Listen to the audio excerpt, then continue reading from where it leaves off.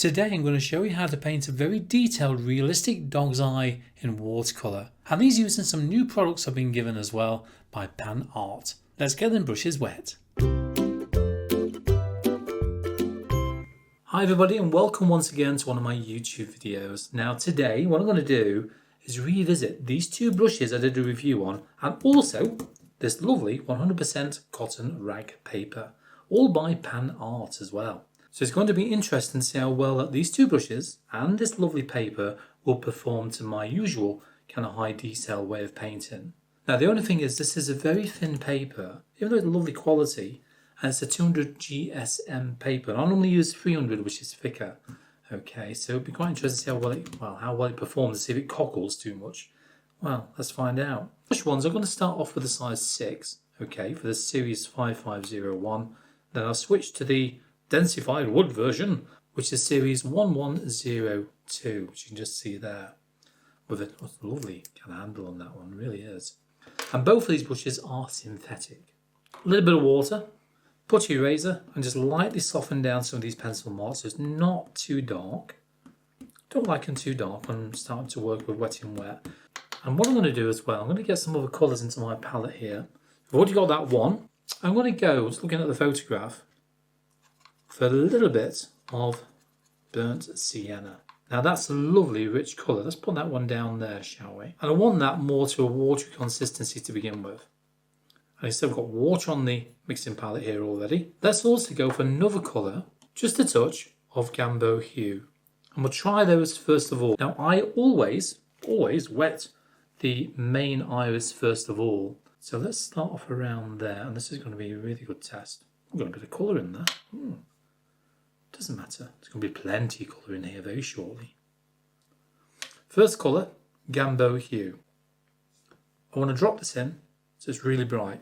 I know, look how bright that is. That's extremely bright, isn't it? However, we're going to be building on the top of this.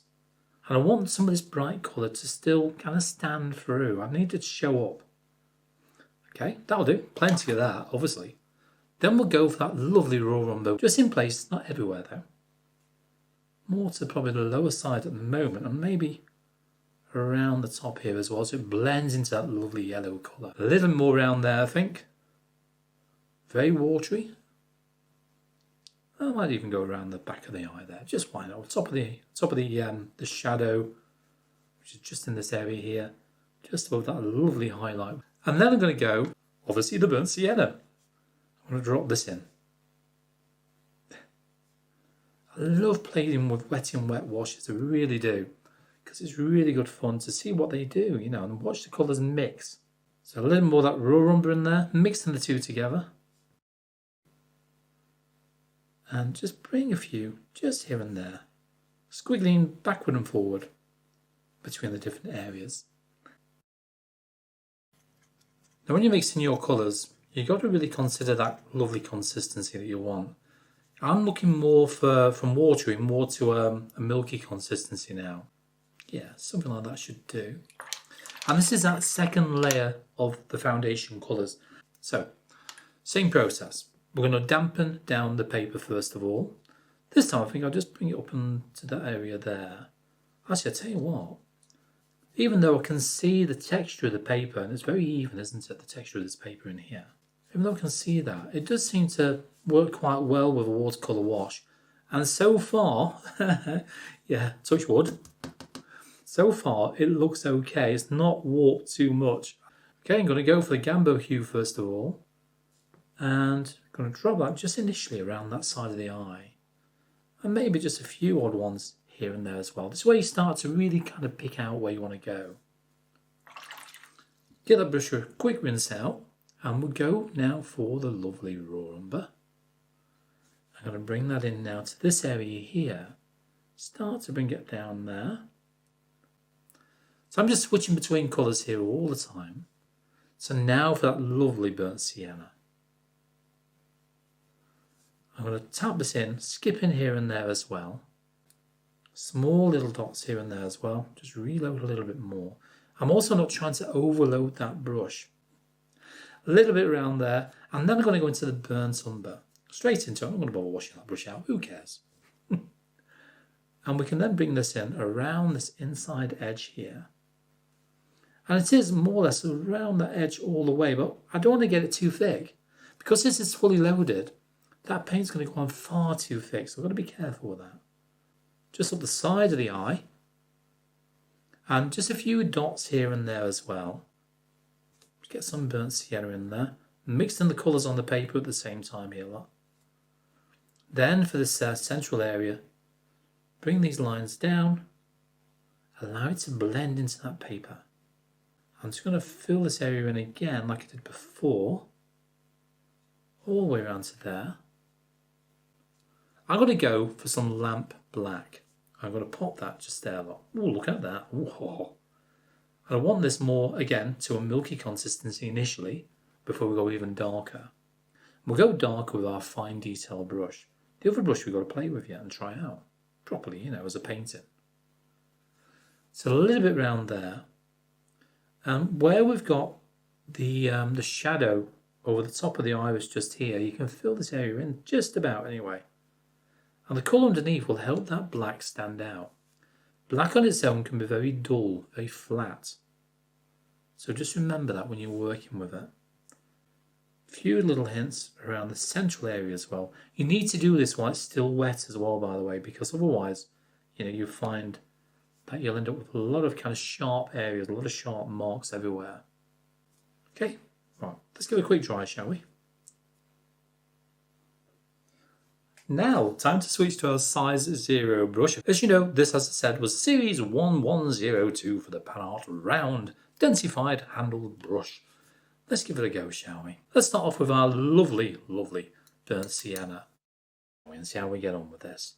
Stay with the same mixture, still very kind of, well, milky now, isn't it, as I say. So keep working with a milky consistency, and this is where every layer of paint that you add on will get richer. Now, this is a lovely brush.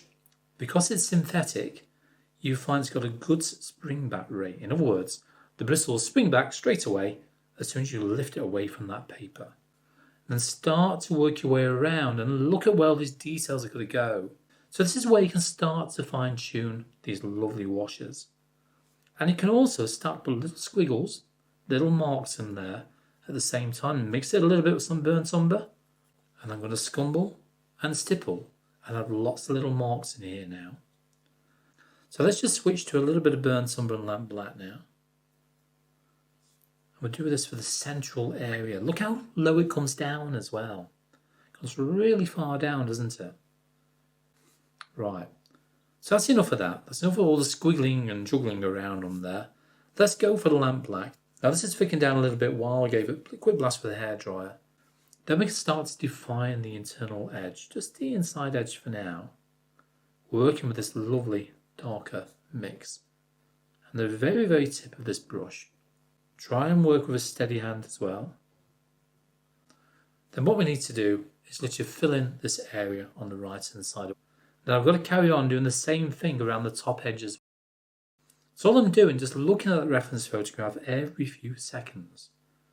As I say, the more that you look, the more you'll see. So keep doing that when you're working on it. Okay, that's nice and dry. What I'm going to do now is get a clean brush. I'm going to lightly dampen it like that. Look, so much water got on there, and take that water off. And this is where we can start to lift some paint off as well for extra details. And we'll see how well it lifts on this new paper of mine. Okay, this lovely Panart global paper. Then work your way around, leaving little gaps here and there. Don't take it all off though. You're doing this just for those, as I said, the extra little effects there. Keep washing that brush out as you do that, and take that little bit of water off each time. And just very lightly do little tiny circles and lines. Take off a small amount of paint, and you can just see how much I've taken off here already. Look. And then what we'll do, get our size 6 again. This lovely synthetic brush, and very lightly soften using the side of the brush and barely just grazing the surface of that paper, just to knock it back a touch. So what I want now is a little bit of cerulean blue. So this one here, pop it over there. Look. I'll tell you what, I'm going to get some phthalo blue as well, just to add that into the mix as well. Why not? Just to make it a little bit richer. I'm going to use that for where the highlight goes around the main top part of the eye here. Take some water off there, a bit too much on the brush. Still using the size 6 for now. Lift a little bit off with a damp clean brush. And I'm going to bring just a few lines again, slightly higher as well. So it branches in towards the top part of the eye there. Now while that's drying, let's get another colour. I want to go for a small amount of, let's say, alizarin crimson. I'm going to go for some more phthalo blue. It's going to be quite rich. Look at that.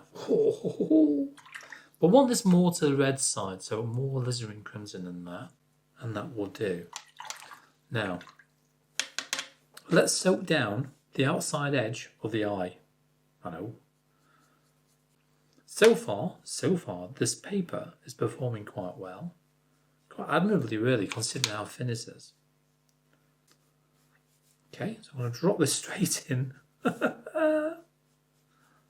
Love it, love it. Look at that colour. Whoa. Grab some black, some blacky brown in there as well. Use whatever you've got as well. Just move it around. Drop that down the lower edge now. See how that's blending quite well. Because it's still damp, that paper. Going more towards the black now. And I'm going to blend this little line here, this edge, into there. Like that. And that comes down to where the little crease is down here. Right, okay. Give it a chance to dry, and then we can carry on with the eye before we carry on with the outside edge. Let's go back to our size 0 brush. We've got our darkest colour now. I've got this to a creamy mix, so a very creamy consistency. And this is where we start to paint in the pupil. Well, not we can see much of the pupil, I know. We can start to add it in now. Look at the shapes you can see within that photograph. A little bit bumpy here. It's going to have a bit of a wiggly hand on purpose. Look at the way that goes over there. Just blends out towards this dark area here, this kind of blacky brown colour here. So this is more lamp black than burnt umber. Now the colour changes to more of a brown state as it comes over here, so we need to be careful with that. And we can do that just by very lightly adding a bit more brown into the mix. Back to your dark creamy mix. Here we go. Let's start working on these lovely details in the eye. So we've got a line coming down here. It's actually picking up the texture of the paper quite well, this brush is at the moment. And again, that all depends on how much paint you've got on your brush. It really does. Another line here. Okay. I'll squiggle some marks down here as well.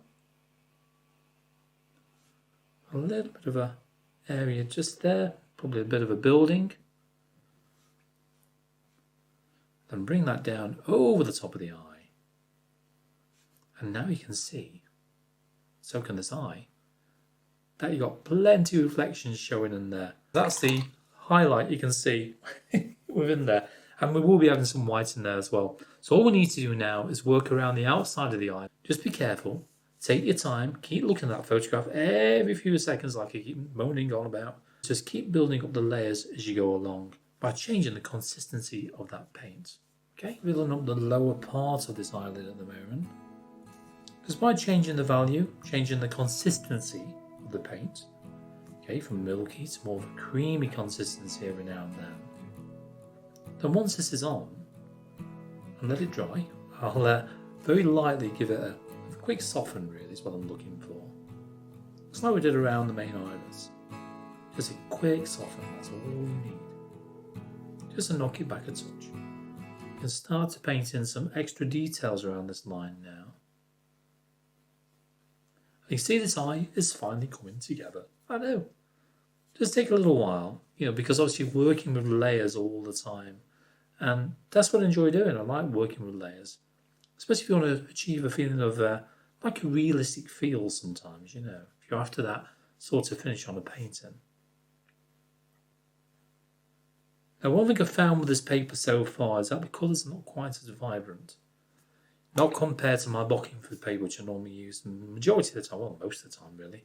So we can just take off a small amount of paint and see how far we can get it. So if you keep going over the same area time and time again, you can start to lift that paint. Do the same down here. Do small areas at a time like that, and then lift it. And you can see what I'm taking off here on the tissue, on the kitchen roll. Now we've got some definition just around the eye there, haven't we? Next thing, watercolour white. Yay. Just make sure it's opaque. You can use, of course, opaque, gouache, which is opaque anyway. Some whites, you can't get into really creamy consistency like this here. Load that. And then roll it, pull away. Let's go in and add some extra highlights now. So let's pop a little bit now within the eye. This lovely reflection here. A bit more around there. And the creamier it is with white, you find the whiter, not lighter, the whiter it will dry as well. So we've got a bit of a line there. I'm going to blend that out in a minute. Then that comes up like that lad eye, and then swings around, and then it goes down like that. I'll put a little bit of white down here as well. I'll wash that brush out. And with a damp, not soaking wet, a damp clean brush, just dampen down, a bit more water maybe, below the white area like that. Don't rub too much because you'll start taking the paint off underneath. Then tiny little circles, tickle it in.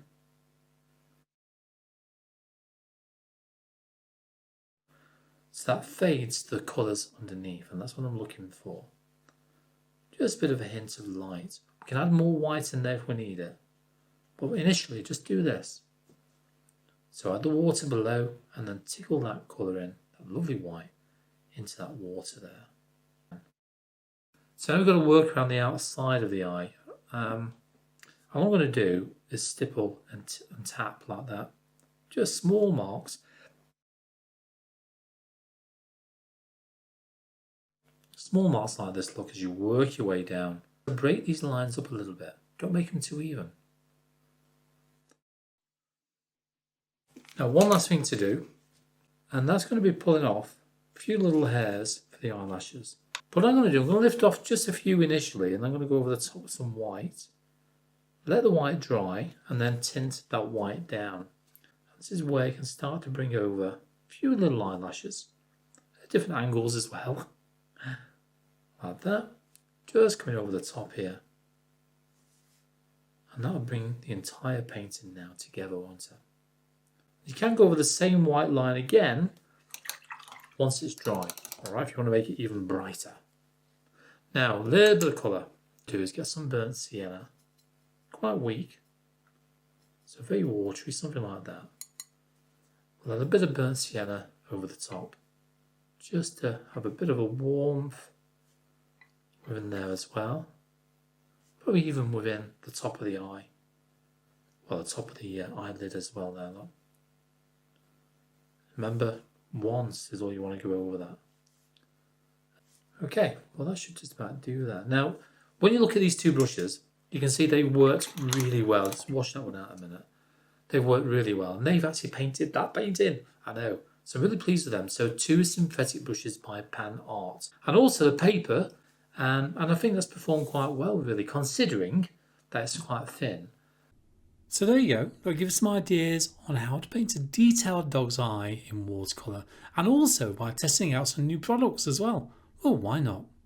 I'll see you again in my next video. Up until then, keep them brushes wet.